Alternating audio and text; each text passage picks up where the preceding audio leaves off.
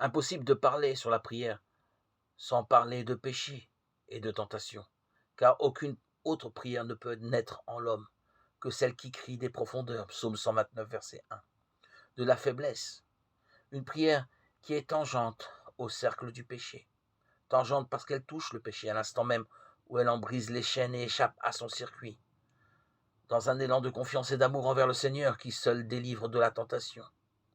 Veillez et priez, dit Jésus, afin de ne pas entrer en tentation, Matthieu 26, 41. Cet avertissement fut prononcé par lui au moment même où il venait d'échapper à la plus terrible tentation de sa vie, celle qui préludait à sa mort. Bien sûr, Jésus n'était pas pécheur lui-même, il ne pouvait même pas pécher parce qu'il était Dieu. Mais en tant qu'homme, il a eu tout de même affaire au péché. Inévitablement, le corps humain qu'il avait assumé était encore une chair de péché, Colossiens 1, 22, Romains 8, 3. Il ne pouvait en être autrement. L'humanité entière, en effet, attendait Jésus pour être rachetée de cet état de péché.